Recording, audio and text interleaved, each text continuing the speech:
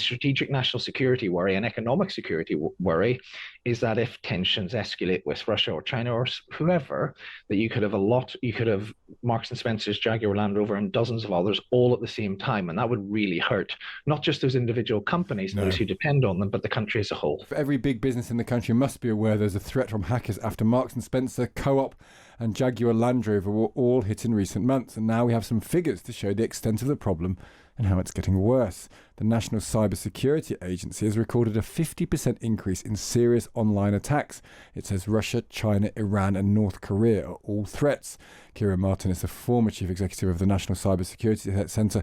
Joins us now. Ciaran, morning to you. Good morning, Sig. This is quite a tasty report in terms of the language it uses, isn't it?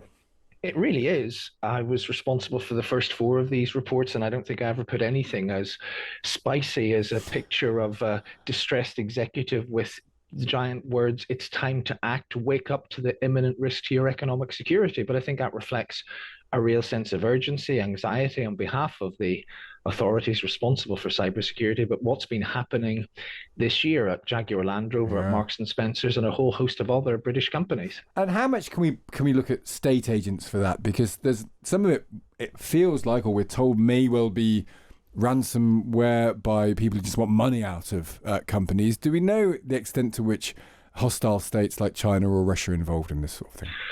I think it breaks down into two things. One is most of the incidents, so far as we know, the big ticket incidents that we've heard about this year that have dominated the news headlines and that have cost British business much more in terms of financial loss than ever before, they seem to be criminal. Excuse me, they seem to be criminal. However, I think the strategic worry for the short, medium, and long term is they've given the state actors a playbook. So as tensions rise, they've shown just how easy it is to disrupt key parts of the British economy. And the problem with the state actors, they'll be a bit more rational. They won't just launch random attacks on marquee British companies for no reason, but they've got much greater capacity than the criminals. Yeah. So the strategic national security worry and economic security worry is that if tensions escalate with Russia or China or whoever, that you could have Marks and Spencer's, Jaguar Land Rover, and dozens of others all at the same time, and that would really hurt not just those individual companies, those who depend on them, but the country as a whole. Does AI make this easier to defend or easier to attack? It's a bit of both, and it depends who wins. I think so far in the incidents featured in this report, there's a little bit of AI on the attack side, but it's not transformative. I think a lot of these incidents are using techniques that were available at any point in the last 10, sometimes even 20 years. There's some really good potential innovations for AI and cyber defense. So you can use AI to detect weird activity in your network, even if it looks normal and so forth. So AI isn't the game changer yet on either side of this ledger. And actually one of the things, because you look for positives in these types of reports and these types of incidents and events, one of the positives if people are looking to do something about this, particularly in bigger companies, is try and work out how you can use AI to limit the risk and impact of this sort of thing rather than panic about how bad it's going to be. I mean, also one thing for all of us listening to you and who might read this report is you might work in a company where a decision you make, the way you respond to an email, you could absolutely sod up a company, really seriously. I mean, everyone connected via a computer to their company, it bears a responsibility in all this, don't they? Well, that can happen, but that would be the organization's fault. Really, in this day and age, you shouldn't be designing a corporate network and running a company where one click on one link by some hassled worker who's worried about something else can bring down the whole edifice. And there's a really interesting letter in the start of the NCSE report from the chief executive of the Co-op, Ciaran Martin, and she just says, look, you don't want to be in this position. You want to test everything. You want to assume something bad will happen and work out how you're going to respond to it. So in the past year, what you'll have seen everything from somebody clicking on a link and the organization dealing with it effectively to somebody clicking a link and the organization effectively collapsing. Which one of those do you want to be? Yeah. That's essentially the message in this report. I think that's a very solid message. There's a question about the Chinese embassy being built at the moment. We were talking to Steve Reed, who'll make the decision on it in about half an hour's time. It's been put to us that a Chinese super embassy is being built in a place where it could have access, particularly through its basement, which we can't see the plans of because it's redacted, into places where it could access our digital infrastructure. How much of a worry is that in your view? Well, I haven't seen the plans and I don't particularly know the area or the cables and so forth. Embassies have to go somewhere. There has to be a risk assessment and so forth. So let's wait and see. I hope the government, whatever decision it takes, will be really transparent about it. There are obviously places where you want to put embassies and places where you Yeah. don't. Let's just see where But where it but just goes. generally, I mean, you don't want to talk about the Chinese embassy specifically.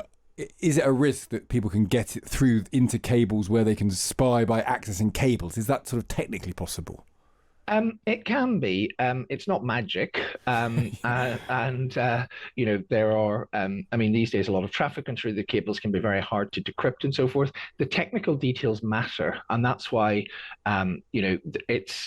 it's not as simple as saying if you put an embassy here, it's fine, and you put an embassy here, it's safe. Yeah. You have to sort of balance the risks and so forth. Embassies have for decades, if not centuries, been associated with espionage activities, and countries are used to trying to manage the risk. Clearly, there's something specifically sensitive about the Chinese embassy, but we don't yet really know enough details, and not enough have been put out in the public domain for us to reach judgment, and we'll see what happens. We'll see how transparent they are.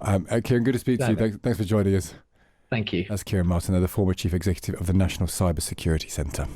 After 7 o'clock, we will be joined by the Housing Secretary, Steve Reid. And as Stig says, he is thought to be the man behind the decision on whether or not the Chinese super embassy does go ahead. We'll put that to him. Make no mistake, this is part of a worrisome pattern of growing threats.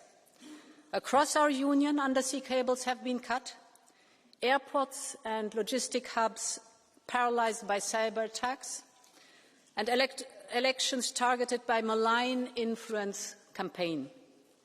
These incidents are calculated to linger in the twilight of deniability. This is not random harassment.